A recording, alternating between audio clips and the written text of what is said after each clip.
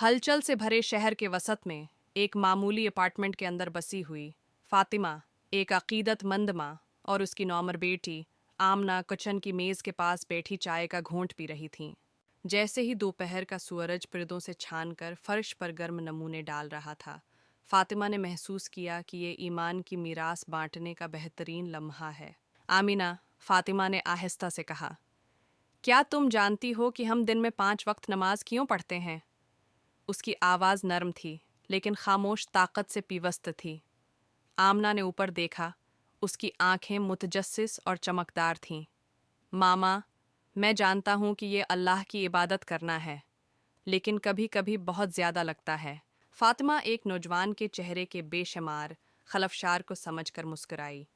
मैंने आपकी उम्र में भी ऐसा ही महसूस किया था, उसने इतराफ़ किया। लेकिन नमाज सिर्फ एक फ़र्ज़ नहीं है, ये एक ऐसा तरीक़ा है जिससे हम अपने आप को मरकज़ बनाते हैं।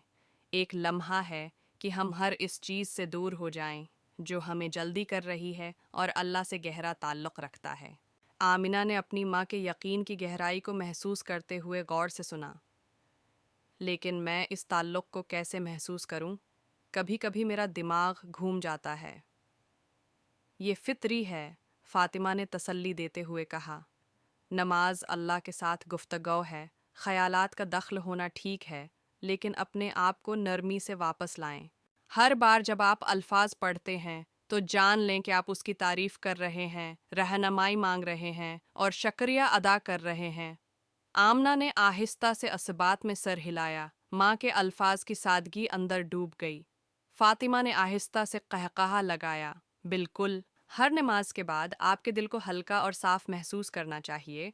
जब नबी करीम सल्लल्लाहु अलैहि वसल्लम ने नमाज की वजाहत की तो आपने फरमाया कि ये दिन में 5 बार नहाना गुनाहों और तनाव को धोने के मुतरादिफ है। और जब हम नमाज पढ़ते हैं वो दिन के साथ हम आहंग होते हैं, ठीक है? आमना की दिलचस्पी बढ़ गई थी। हाँ, फातिमा ने इस बात में कहा, फ़ज्र हमें फ़ज्र के वक्त तजदीद करती है, ज़हर हमें दोपहर के वक्त दोबारा मरकूज़ करती है, असर हमें दोपहर के वक्त प्रस्कून करती है, मगरिब हमें गुरूब आफताब के वक्त शुक्रगुजारी में ढांप लेती है और अशा रात को सुकून फराहम करती है। अल्फाज एक तसल्ली बख्श गले की तरह उनके दरमियान बस गए। आमिना को मकसदियत और तजस्सुस की बीदारी का एहसास हुआ। मैं उसे याद रखने की कोशिश करूंगी, आमना ने खामोशी से कहा। इसका दिल प्रैक्टिस के लिए नए सिरे से खुलता है। फातिमा ने सिर हिलाया और अपनी बेटी पर फ़ख्र किया। और अगर आपको कभी रहनुमाई की ज़रूरत हो तो जान लें कि मैं आपकी मदद के लिए हाजिर हूँ, जैसा कि अल्लाह हमेशा करीब है। वो पुरस्कौन दोपहर ईमान और मोहब्बत से जड़ी हुई। आमना और फातिमा ने खुद को इस समझ के साथ ताज़ा पाया कि दुआ महज एक अमल नहीं बल्कि एक तोहफ़ा है। कहानी का अखलाक ये है कि दुआ अल्लाह से जड़ने का एक गहरा तरीक़ा है, सुकून और ज़िंदगी के खलफशार के दरमियान किसी की रूह को ताज़ा करने का मौका फ़राहम करती है।